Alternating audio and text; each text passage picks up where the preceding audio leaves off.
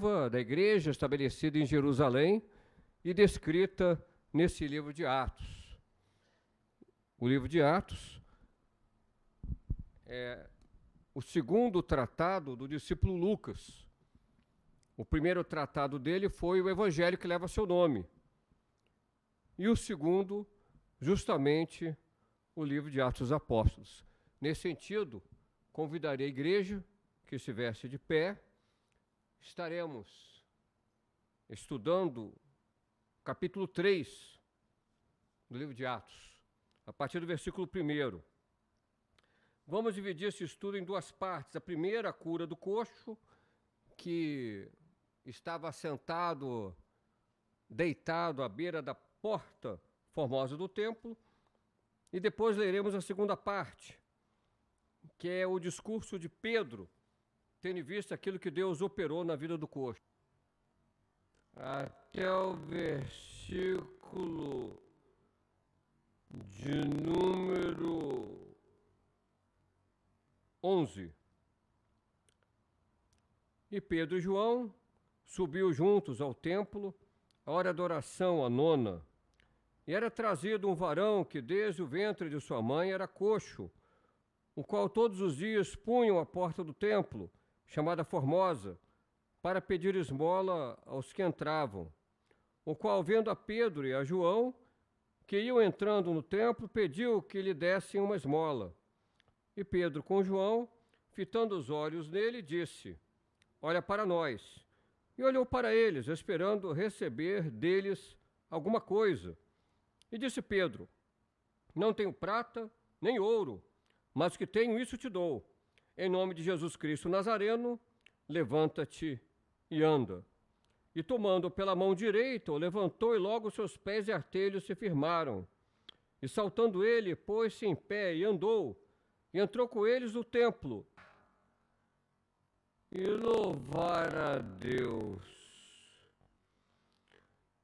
E conheciam-no, pois era ele o que se assentava a pedir esmola à porta formosa do templo. E ficaram cheios de pasmo e assombro pelo que lhe acontecera. E apegando-se o coxo que fora curado a Pedro e João, todo o povo correu atônito para junto deles, ao alpendre chamado de Salomão. Até aqui, a igreja poderá se assentar. Depois dos comentários aos 11 primeiros versículos, estaremos dando continuidade ao assunto, conforme já foi falado, a partir do versículo 12 até o final do capítulo 3, verso 26, onde estaremos tratando da pregação de Pedro no templo em Jerusalém. Bem, como já mencionamos, Lucas, o discípulo, ele escreveu o Evangelho e escreveu um segundo tratado. E esse segundo tratado é justamente o livro de Atos dos Apóstolos. O livro de Atos dos Apóstolos é uma obra histórica, que é um livro que narra a história do estabelecimento da igreja e também descreve a expansão do Evangelho por todas as regiões conhecidas daquela época, em cumprimento ao mandado divino, em observância à determinação de Jesus, que diz que eles deveriam receber o dom, a virtude do Espírito Santo, o batismo com o Espírito Santo, e seriam testemunhas, testemunhas, tanto em Jerusalém, como ocorreram no dia de Pentecostes, como da Judéia e Samaria e até os confins da terra. Pois bem, a Bíblia nos mostra, nos capítulos iniciais do livro de Atos, a igreja crescendo, a igreja prosperando unanimemente, tanto no templo quanto nas casas, no partir do pão, na comunhão. Vemos os discursos de Pedro, em que 3.000 se converteram, posteriormente quase 5.000 se converteram, ou seja, a igreja crescendo quantitativamente. E percebemos disso a atuação do Espírito Santo. Por isso que o livro de Atos dos Apóstolos bem poderia ser conceituado como o livro de Atos do Espírito Santo.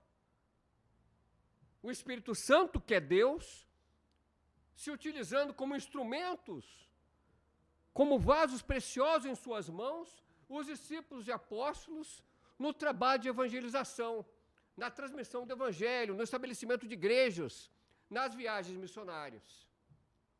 E um dos eventos marcantes da igreja primitiva, que serviu também para evangelização, que serviu também para testemunho diante de todo o povo, com uma grande repercussão perante a comunidade daquela época, foi justamente a cura de um homem coxo, de um homem que tinha uma deficiência que o impedia de caminhar. Ele era um aleijado que estava à porta do templo pedindo esmolas. E quando viu a dupla de apóstolos entrando no templo, da altura da porta formosa do santuário, ele pensou que iria receber algo material da mão dos apóstolos. Ao que Pedro disse, fixa os olhos em nós. E ele então fixou os olhos nos apóstolos. E Pedro então disse, não tenho prata, não tenho ouro, mas o que tenho, isso te dou. Em nome de Jesus Cristo Nazareno, levanta-te e anda. E aconteceu que os seus pés se firmaram, os seus artelhos foram fortalecidos, e num salto ele ficou de pé.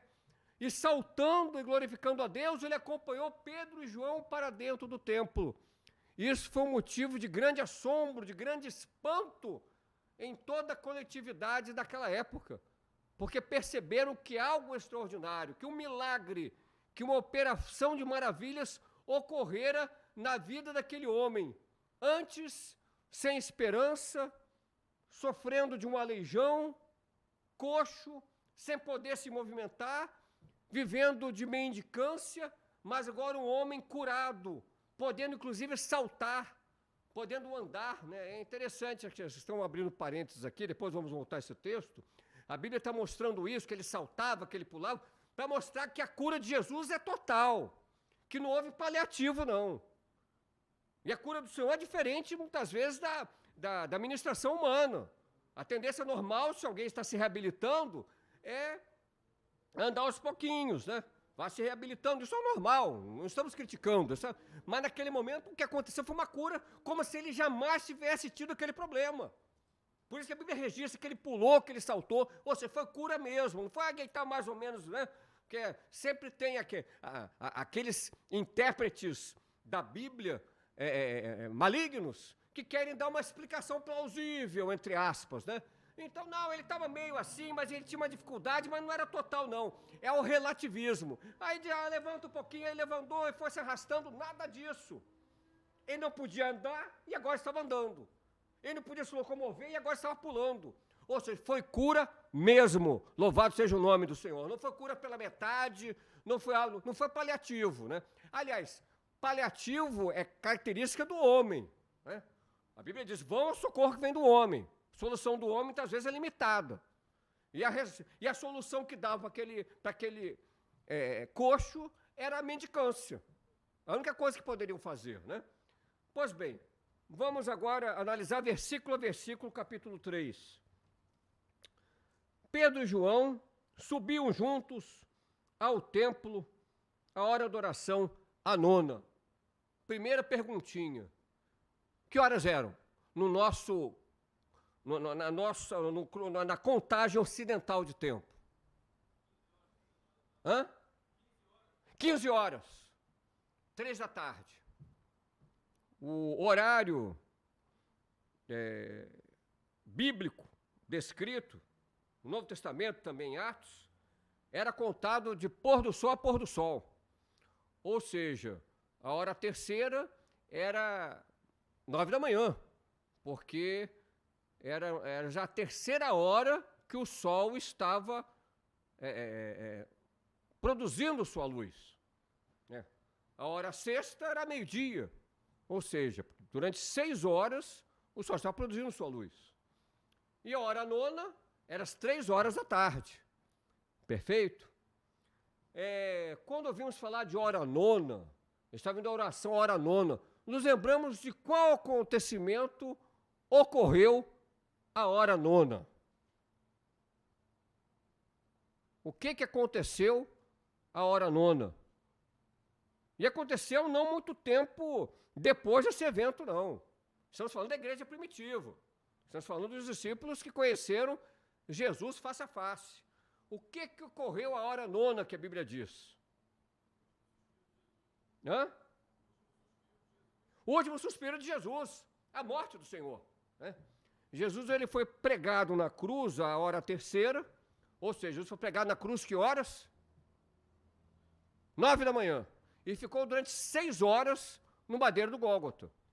De meio-dia até as 3 da tarde houve trevas do céu, e às 3 da tarde, a hora nona, o Senhor Jesus expirou. É interessante que a Bíblia nos mostra que havia prática no culto levítico de 2 horários de sacrifício. Um à parte da manhã e outro à parte da tarde. Vamos ver isso em Números 28:4. Números 28:4. Um cordeiro sacrificarás pela manhã e outro cordeiro sacrificarás de tarde. É interessante, cordeiro na Bíblia simboliza quem? Senhor Jesus Cristo. E Jesus, ele foi crucificado na parte da manhã. E expirou, ou seja, rendeu seu espírito ao Pai, quando disse, tudo está já consumado, às 3 horas da tarde. Então, o sacrifício do cordeiro, ele aponta para a figura do Senhor Jesus.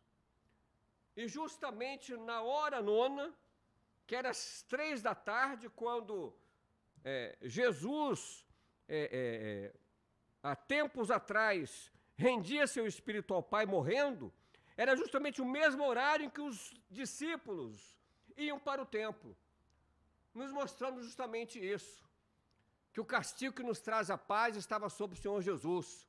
E pelas feridas de Jesus, descreve o profeta Isaías, nós fomos curados, nós fomos sarados. Então a hora nona na Bíblia tem um significado profético, porque ela aponta para o sacrifício da tarde, porque ela aponta para o sacrifício vicário, substitutivo do Senhor Jesus, que morreu em meu lugar, em seu lugar, meu irmão, minha irmã, para nos garantir a eternidade e para nos livrar de todo mal. Queremos esse Deus que salva, que liberta, que batiza com o Espírito Santo, que também nos cura. E é o que nós vamos ver nos versículos seguintes. Hora nona. Hora nona. E era trazido, versículo 2, um varão que desde o ventre de sua mãe era coxo, ou seja, o congênito. Resumindo, ele jamais experimentou o que era andar, quiçá pular, quiçá correr. Ele nunca tinha, já era uma experiência inédita o que ele ia ter. Ele era coxo desde o ventre, ele nunca, ele andou e depois ele teve problema. Não, já não sabia, não tinha noção do que era isso. E o qual todos os dias punham, ou seja, havia pessoas lá, claro que de boa vontade, né, mas limitadas na sua capacidade de atuação. É a única coisa que ela... E a pessoa só pode dar o que tem. E o que eles tinham para dar era isso. O colocavam na porta do templo, chamada Formosa, para pedir esmola aos que entravam. Essa porta, os historiadores, os especialistas, estudiosos, dizem que era a porta que dava acesso ao pátio dos gentios, né? Próximo de uma construção chamada Alpendre de Salomão. Veremos isso nos versículos seguintes. Nós percebemos nesse versículo 2 os recursos que vêm do homem. Por isso que a Bíblia diz que vão é o socorro que vem do homem. Da parte do homem, o que eles poderiam fazer? Só isso. Carregá-los e deixar na porta do templo. E mendigar. Esse é o papel que o homem consegue, no máximo, fazer. Eles não tinham mais nenhum tipo de palavra de esperança ou de renovo para o coxo. A única coisa que eles podiam é isso, ó, fica aqui, assentado, você não pode andar, e vai pedindo esmola. Era a vida dele. E ficava à porta do templo, né? Quando vimos falar de porta na Bíblia, nos lembramos de alguém que disse, eu sou a porta. Quem disse isso? Quem é a porta? A porta é o Senhor Jesus Cristo. Eu sou a porta. Está escrito no Evangelho de João. Quem passar por mim, entrará e sairá e achará pastagens. Ou seja, o Senhor Jesus se coloca como a porta, mas também se coloca como bom pastor. Porque se acharemos pastagens, é porque estamos num aprisco. Estamos num aprisco ou somos ovelhas? E a Bíblia diz que o Senhor é o meu pastor e nada me faltará. Ou seja, queremos o Deus que supre todas as nossas necessidades. Bendito seja o nome do Senhor. Mas para isso era fundamental passar pela porta. Jesus disse, eu sou a porta. Não basta apenas contemplar a porta, achar que a porta é bonita, elogiar a porta. Se eu não passar por ela, eu não mudo de estado. Por que eu falei mudar de estado? Porque a porta é para isso. Está no quarto, vai para a sala, você está dentro, vai para fora, você está fora, você entra. A porta fala de mudança de estado, mudança de situação. E quando aceitamos a Jesus como nosso Senhor e Salvador, nós passamos por essa porta e nos tornamos o quê? A Bíblia diz achará pastagens. Nos tornamos ovelhas do Senhor. Antes vivíamos no mundo sem esperança nenhuma. E poderíamos ser muito bem comparados a esse coxo antes da cura. Porque na nossa vida no mundo, nós muitas vezes não tínhamos forças para lutar. Vivíamos paralisados diante dos desafios que surgiam, porque não conhecíamos a verdade. Tal como esse coxo. Éramos praticamente mendigos espirituais. O mundo vive assim. Enquanto a igreja do Senhor vive na fartura de bênçãos, o mundo vive na mendicância. Era assim a nossa vida. Nós éramos mendigos, porque não conhecíamos ao Senhor. Vivíamos tal como o coxo. Vivíamos apenas à beira da porta, mas não tínhamos condição de passar por ela, porque faltava uma palavra do Altíssimo. O coxo estava lá, próximo da porta, mas não tinha condição de passar por ela pela sua deformidade, pela sua deficiência, né? E há muitos que vivem nessa situação, estão à beira da porta, estão à margem da porta, até acham a porta bonita, elogiam, mas não querem passar por ela. E é necessário passar pela porta. A salvação, ela tem dois lados. Ela é bilateral. Tem a parte que compete a Deus, que Deus deseja sempre, sempre faz, que Deus deseja que todos se salvem. Deus não tem prazer em nenhuma alma que vai para o inferno. O inferno foi feito para homens, né? O inferno foi criado para demônios. A Bíblia diz, preparado para o diabo e seus anjos. Né? Geena foi feito para homem. O homem entra no inferno porque ele nega o sacrifício de Jesus, porque ele ignora as chances e oportunidades que o Altíssimo lhe concede. Mas Deus não tem prazer na dor humana. Deus deseja que todos se salvem. Mas que nem todos se salvam, porque existe algo chamado de livre-arbítrio. É necessário que eu tenha o desejo de passar pela porta. Ah, mas ele não tinha sido curado? Sim, mas após a cura, ele desejou acompanhar Pedro e João. Porque poderia muito bem, como outros, ir embora e não querer acompanhar. Né? Então o livre-arbítrio não foi eliminado. Ele recebeu a bênção de cura, mas ele associou aquela bênção de cura a uma experiência espiritual que Deus iria lhe dar para complementar aquela experiência maravilhosa que ele teve com o Senhor. Então, na verdade, a porta é o Senhor Jesus, e não basta apenas acharmos que a porta é bonita, maravilhosa, ou a contemplarmos. É necessário passarmos por ela. É fundamental que o homem aceite a Jesus como seu Senhor e Salvador, que opte por seguir ao Senhor Jesus e diga não para o mundo. Há tantos que falam bem de Deus, elogiam. Se fizéssemos uma pesquisa de intenção, né? Fazer uma espécie de censo, para saber se você acredita em Deus, ou se Deus é bom para você, 99% não acreditam em Deus, Deus é muito bom, Deus é maravilhoso. Claro que isso não é muito bom você falar, elogiar Deus, não estamos criticando, mas ficar apenas na teoria, sem implementar a prática, é palavras jogadas ao vento. O Senhor nos chama não apenas para contemplarmos Jesus simbolizado na figura da porta, mas passarmos por ela. O Senhor deseja que nos tornemos efetivamente ovelhas do Altíssimo.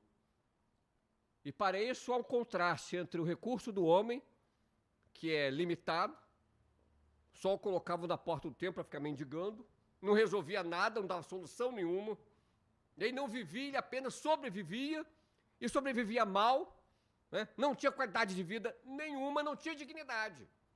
Essa é a solução que o homem dá. Agora vamos ver a solução que Deus dá. Versículo seguinte: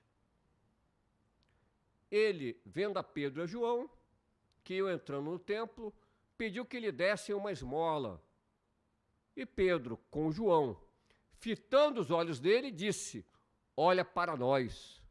É interessante, né? Eles fitaram os olhos naquele homem, no coxo, mas também orientaram que o coxo usasse de reciprocidade, que ele também olhasse para os apóstolos, mostrando que haveria uma comunhão. Era necessário ter comunhão. Ele estava olhando para o coxo, mas queria que o coxo olhasse para eles, que o coxo erguesse os olhos e olhasse para eles. Estavam de pé, o coxo assentado, quase deitado, o coxo teve que erguer os olhos. Verso 5. E olhou para eles esperando receber alguma coisa, porque a esperança dele era essa, era moeda. Mal sabia ele o que estava esperando, a experiência que Deus iria lhe dar. E disse Pedro: não tenho prata nem ouro, mas o que tenho isso te dou. Em nome de Jesus Cristo Nazareno, levanta-te e anda. Ou seja, eu não tenho bens, valores materiais, mas eu tenho algo ainda mais formidável. O que eu tenho é Jesus Cristo como teu Salvador, aquele que vai te curar. E em nome de Jesus Cristo Nazareno, levanta-te e anda. Interessante, Jesus Cristo Nazareno. Jesus significa Salvador ou salvação, Yeshua, né? Cristo significa ungido, né? Cristo é do grego, significa ungido, do hebraico Messias também significa ungido. E o que é ungido? Alguém que recebeu uma capacitação especial do Pai para o cumprimento de uma missão. E a Bíblia diz isso a respeito do Senhor, que o Espírito do Senhor me ungiu para dar liberdade aos cativos, para apregoar libertação aos oprimidos, para dar vista aos cegos, para pôr em liberdade os cativos, para anunciar o ano aceitável do Senhor. Então, essa salvação proveniente de Jesus, aquele que foi comissionado pelo Pai para proporcionar salvação ao homem, esse Jesus Cristo que é de Nazaré, para que se cumprisse o que fora dito pelos profetas do Velho Testamento, ele será chamado Nazareno. Mas interessante, não vemos um texto traduzido em português, ele será chamado Nazareno no Velho Testamento. Mas onde encontraríamos isso? A Bíblia diz que da raiz de Jessé, está escrito em Isaías também, nasceria um renovo, brotaria um renovo. A palavra renovo tem a mesma raiz de Nazareno, porque Nazaré, netza, quer dizer renovo. Então Jesus é o renovo, ou seja, a profecia se cumpriu completamente, porque de Jessé, né, Jessé da tribo de Judá, né, nasceria o renovo, e Jesus é esse renovo, é o leão da tribo de Judá, é a raiz e geração de Jessé. Jesus é esse renovo, por isso que Jesus era chamado Nazareno, que a palavra Nazaré quer dizer renovo. Jesus nasceu em Belém, na Judeia, né, para que se cumprisse também outra profecia a respeito disso, mas a família morava em Nazaré, na Galileia, e a Bíblia nos mostra que isso era profético, porque a palavra Nazaré quer dizer renovo, e Jesus tem sido o nosso renovo, como foi renovo para a vida daquele coxo. Verso seguinte: e tomando-o pela mão direita, o levantou, e logo seus pés tornozelos se firmaram. E saltando ele, pôs-se em pé, e andou e entrou com eles no templo, andando e saltando, e louvando a Deus. Bendito seja o nome do Senhor, né? É interessante o que ocorrera na vida daquele coxo. Ele foi curado pelo Senhor Jesus Cristo de modo completo. E é interessante a linguagem utilizada, né, por Lucas. Os seus pés e artelhos se firmaram, e ele saltando. Uma linguagem, inclusive, de caráter técnico, né? Pés, artelhos, mostrando a profissão, né, de Lucas, que era médico, né? E utilizando seu ofício para descrever com técnica o que ocorrera de miraculoso na vida daquele homem. Os seus pés e artelhos se firmaram. Ele pôs-se em pé e andou, e entrou com eles no templo, andando, saltando e louvando a Deus. Novamente, a Bíblia registra os movimentos daquele homem, andar, saltar, justamente para mostrar que quando Deus cura, cura mesmo. Não foi uma cura pela metade. Deus não tem paliativo. O homem tem paliativo. O homem ele dá soluções efêmeras, temporárias, né? São soluções voláteis, que evaporam. Essa é a solução do homem. Não pode nem ser chamado de solução. É um arremedo de solução. Deus não. Deus dá a solução completa. Ele não andava desde o ventre da mãe e pela primeira vez em sua vida ele pôde se colocar de pé. Ele pôde saltar, ele pôde pular. Ele aproveitou essa locomoção, aí é que está a bênção, além da cura, para entrar no templo, para conhecer a porta, para conhecer o autor e consumador da nossa fé, que é o Senhor Jesus Cristo. A Bíblia nos mostra que ele seguiu a Pedro e João. Ó, entrou com eles no templo. Ou seja, a cura física, ela foi acompanhada de uma cura espiritual, de uma experiência de conversão, porque ele entrou com eles no templo. Isso é fundamental. E versículo 9, todo o povo viu andar e louvar a Deus. Serviu de testemunha, né? Verso 10, e conheciam-no, pois era ele o que se assentava a pedir esmola à porta formosa do templo. E ficaram cheios de pasmo e assombro pelo que lhe ocorrera. Verso 11.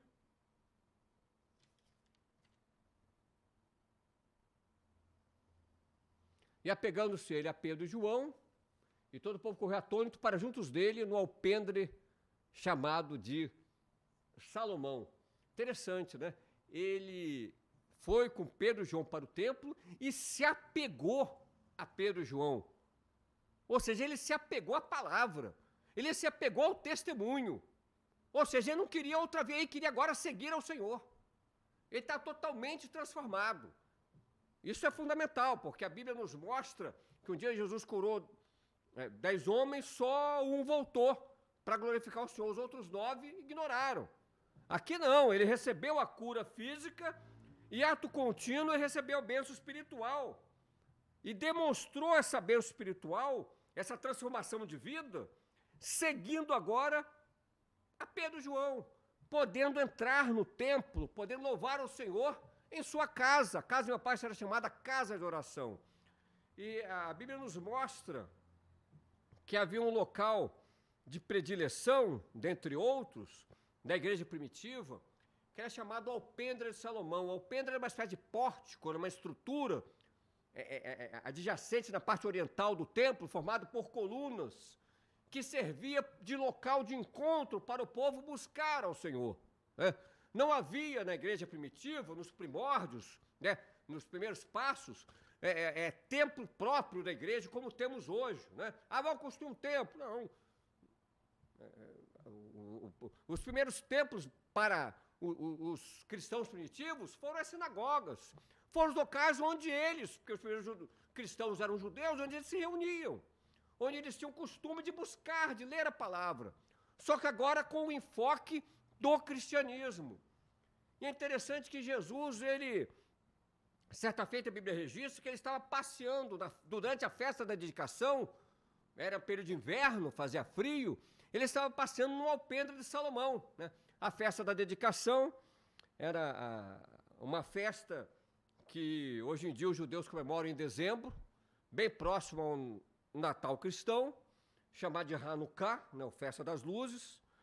É uma festa que celebra a libertação do templo do domínio de um homem ímpio chamado Antíoco Epifânio, né? E o azeite do altar do templo, né, do menorá, que é o candelabro, o candeeiro, né, o castiçal, ele permaneceu aceso. Isso, os historiadores registram isso. E por isso que essa festa é chamada Festa das Luzes, né, ou Hanukkah, ou Festa da Dedicação. Era essa festa que estava sendo celebrada, né, no final do ano, né, até por isso que a Bíblia registra que estava frio, né, e Jesus estava passando justamente no alpendre de Salomão, né. Vamos ver esse texto? João, capítulo 10, verso 23. Evangelho de João 10, 23. Alpendre de Salomão. E Jesus passeava no templo, no alpendre de Salomão. Perfeito? João 10, 23. Coloca o 22 também. E em Jerusalém havia a festa da dedicação e era inverno. Quer dizer, o versículo 23 ele nos situa no espaço, o versículo 22 nos situa no tempo. Bem, vamos ver agora também Atos 5,12. Atos 5,12 também faz menção, não apenas João, mas Lucas também faz menção em dois momentos ao Pedro de Salomão. Atos 5,12. E muitos sinais e prodígios eram feitos entre o povo pelas mãos dos apóstolos. Estavam todos unanimemente, ou seja, um só corpo, um só espírito, no alpendre de Salomão. Amém? Então, o alpendre de Salomão era um local era um ponto de encontro, um dos pontos de encontro, além das casas, das residências, da igreja primitiva em Jerusalém, onde o Senhor operava de modo maravilhoso. Amém, irmãos? Alguma dúvida até agora? Tudo certo? Podemos continuar? Vamos lá. Os irmãos podem ficar sentados e eu vou ler no versículo 12 até o final, versículo 26, que é justamente o discurso de Pedro a respeito daquilo que ocorrera e a respeito do Deus que proporcionara essa operação de cura na vida do coxo. Cura física e também espiritual, né? E quando Pedro viu isto, disse ao povo, é o versículo 12 que estamos lendo: varões israelitas, por que vos maravilhais disto? Ou por que olhais tanto para nós, como se por nossa própria virtude ou santidade fizéssemos andar este homem? O Deus de Abraão, e de Isaque e de Jacó, o Deus de nossos pais, glorificou a seu Filho Jesus, a quem vós entregastes e perante a face de Pilatos negastes, tendo ele determinado que fosse solto. Mas vós negastes o santo e o justo, e pedistes que se vos desse um homem homicida. E matastes o príncipe da vida, ao qual Deus ressuscitou dos mortos, do que nós somos testemunhas. E pela fé no seu nome, fez o seu nome fortalecer. E este que vedes e conheceis, e a fé que é por ele, deu a este, na presença de todos vós, esta perfeita saúde. E agora, irmãos, eu sei que o fizestes por ignorância, como também os vossos príncipes, mas Deus assim cumpriu o que já dantes pela boca de todos os seus profetas havia anunciado, que o Cristo havia de padecer. Arrependei-vos, pois, e convertei-vos, para que sejam apagados os vossos pecados, e venham assim os tempos do refrigério pela presença do Senhor. E envie ele a Jesus Cristo, que já dantes vos foi pregado, o qual convém que o céu contenha até os tempos da restauração de tudo, dos quais Deus falou pela boca de todos os seus santos profetas, desde o princípio. Porque Moisés disse: O Senhor vosso Deus levantará dentre vossos irmãos um profeta semelhante a mim. A ele ouvireis em tudo quanto vos disser. Acontecerá que toda alma que não escutar esta profecia, esse profeta, será exterminada dentre o povo. E todos os profetas, desde Samuel, todos quantos depois falaram, também anunciaram esses dias.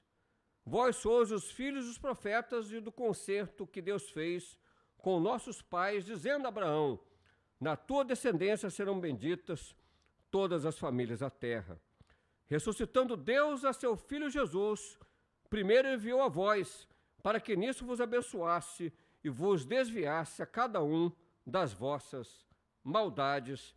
Bendito seja o nome do Senhor. Nós vamos fazer uma análise, fazendo algumas observações desse discurso, dessa pregação do apóstolo Pedro. Particularmente entre os versículos 13, 14 e 15, nós percebemos um contraste entre o que o povo fez com o Senhor e o que Deus Pai fez com o Senhor Jesus, né? E é interessante que é uma contraposição, né? Versículo 13, 14 e 15, mostrando que o Deus de Abraão glorificou seu filho Jesus, e vós negastes, tendo ele determinado que fosse solto, vós negaste o santo e pediste que ele fosse dado em substituição ao homicida, e mataste o príncipe da vida, mas Deus ressuscitou, do que nós somos testemunhas. Ou seja, Pedro ele faz o contraste, mostrando o que o povo fez de errado e o antídoto dado pelo Senhor, corrigindo o erro humano. Traíram e negaram, o que a Bíblia diz. Vós traístes e negastes ao santo, né, esse príncipe, e o Senhor fez o quê? O Senhor o glorificou. Eles pediram um homicida, eles quiseram a morte. É interessante aquela expressão, né?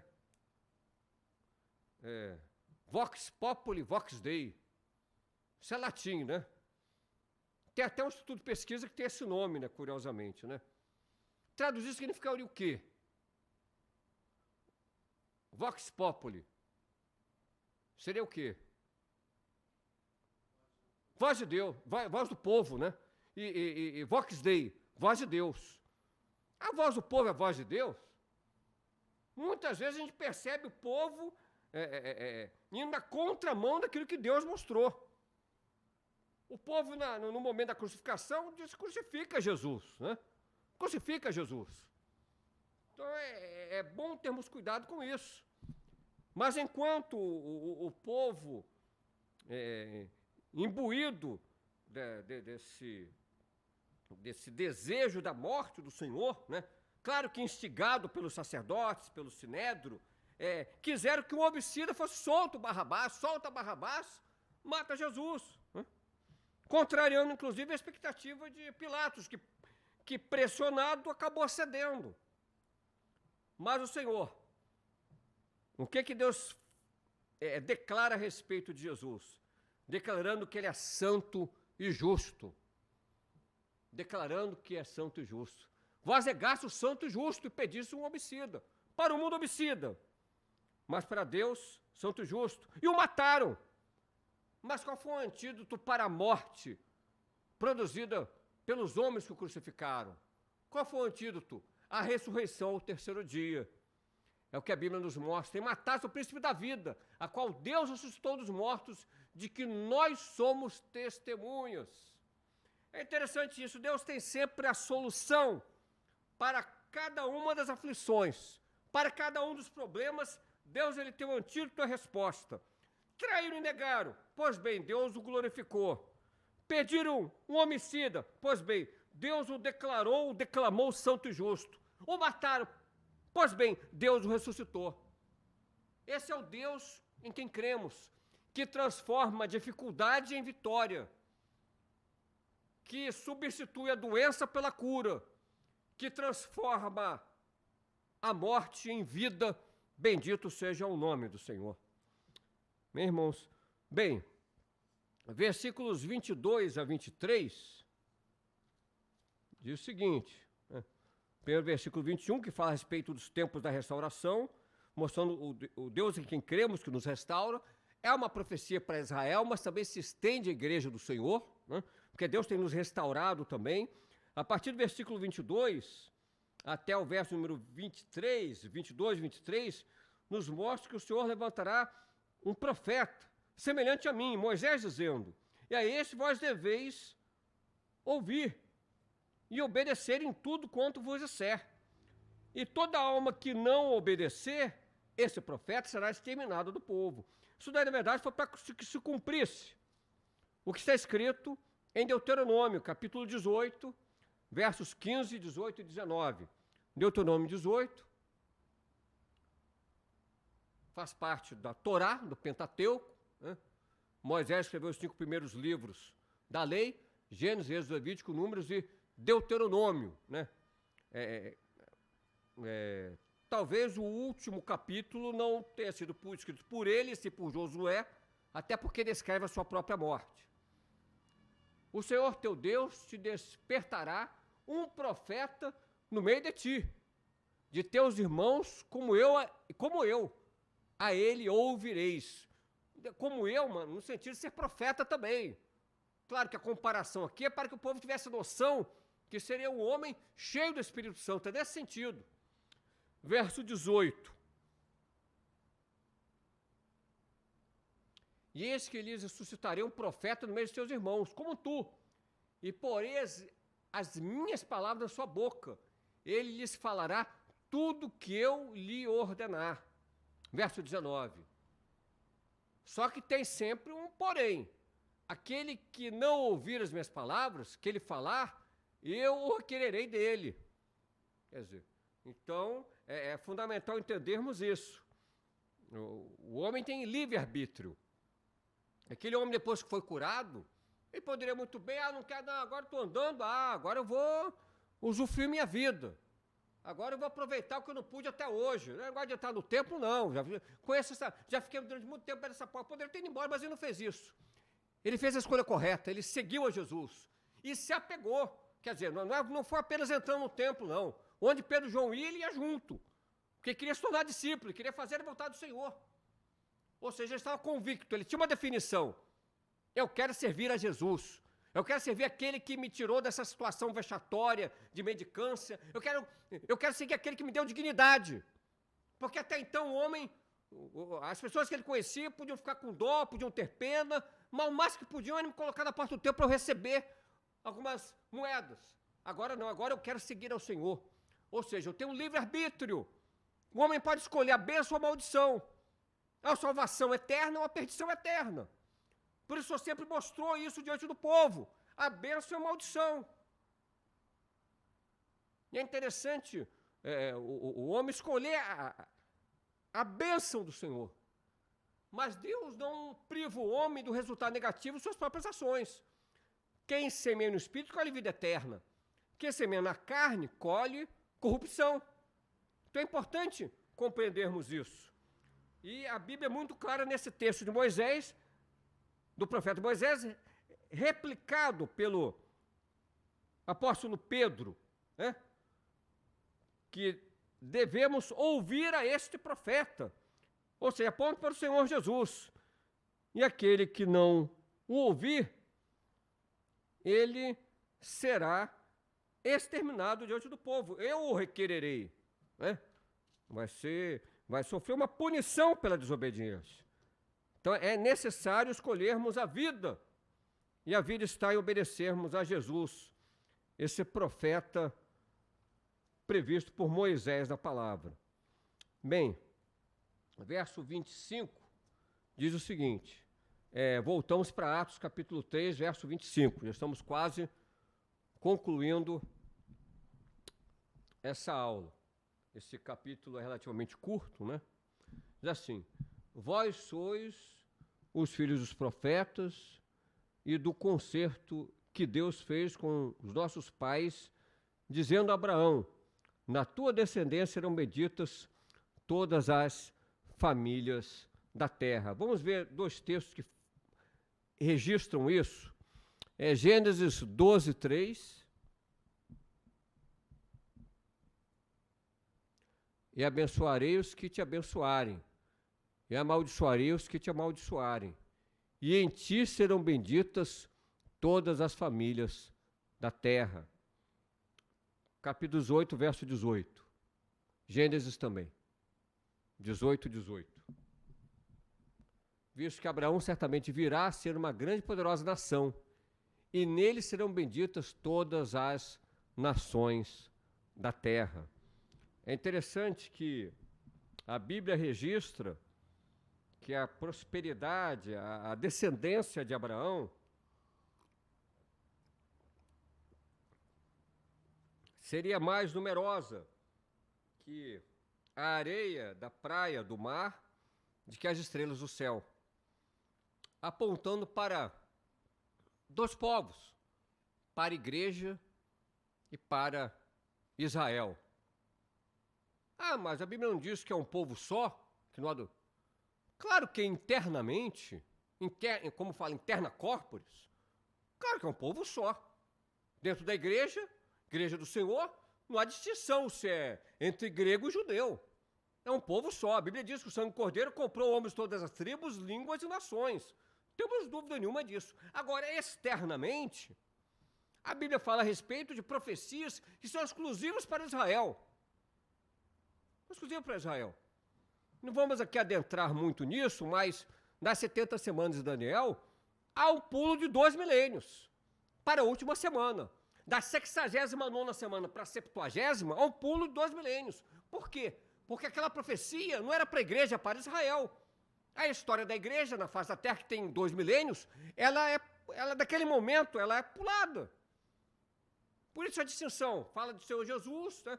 Fala do sacrifício do Senhor e pula para a última semana, para o período da grande tribulação, a 70ª semana. Certamente Daniel não omitiu, por esquecimento, 2000 anos da história, porque naquele momento Deus está falando com Israel. Existem profecias do Apocalipse que não se referem à igreja, se referem a Israel. Claro que externamente há dois povos, simbolizados nestas comparações do Senhor. Quando Deus fala a respeito da descendência de Abraão, mais numerosa que as areias do mar, está falando a respeito de Israel propriamente dito. Israel de sangue, Israel político. Israel está sempre nos noticiários, né? Quando a Bíblia diz que a descendência de Abraão seria mais numerosa que as estrelas do céu, está se referindo ao Israel espiritual, está se referindo à igreja do Senhor. Porque nós somos descendência de Abraão pela fé. Espiritualmente, nós cremos no mesmo Deus que Abraão creu no passado. E as estrelas, a palavra, simbolizam a igreja do Senhor. O Senhor Deus, porque fala a respeito do céu, fala a respeito de um Israel espiritual. Então, em ti, ou seja, na promessa do Senhor, serão benditas todas as nações e todas as famílias da terra. Então, nossa família, ela é bendita no concerto que Deus celebrou. Deus celebrou um concerto no passado, com Abraão, com Isaac, com Jacó, com os patriarcas, e esse concerto ele foi renovado, ele foi substituído por um novo concerto, através do sangue do Cordeiro, quando ele celebrou a ceia, a última Páscoa com os seus discípulos. Tomai e bebei, este cálice é símbolo do meu sangue, sangue de uma nova e eterna aliança. Concerto é isso, concerto, pacto e aliança são expressões sinônimas. E nesse concerto, nessa promessa de Abraão que ecoa até os dias de hoje, porque a lei é sombra de bem futuro, nós somos bem-aventurados. E em ti serão benditas todas as famílias da terra. E é importante a questão família, né? Porque no mundo em que muitas vezes a família é tão bombardeada, né? É um alvo, muitas vezes, tão maltratado pelo mundo, o Senhor Deus tem nos preservado, tem nos protegido, tem cuidado do nosso lar, cuidado dos nossos filhos, cuidado dos nossos cônjuges, cuidado dos nossos descendentes, também dos nossos ascendentes. Deus, ele tem cuidado de todos nós, né? Concluindo aqui, versículo 25, depois 26, né? Vós sois os filhos dos profetas e do concerto que Deus fez com nossos pais, dizendo a Abraão, na sua descendência serão benditas todas as famílias da terra. Ressuscitando Deus a seu Filho Jesus, primeiro enviou a vós para que nisto vos abençoasse e vos desviasse cada um das vossas maldades. Louvado seja o nome do Senhor, porque Deus é aquele que nos livra de todo mal, que nos purifica através do sangue de Jesus, e sabemos que no Senhor são benditas todas as famílias da terra. Aleluia. Agradeço a oportunidade. Estaremos agora glorificando nosso Deus com os nossos dízimos e nossas ofertas.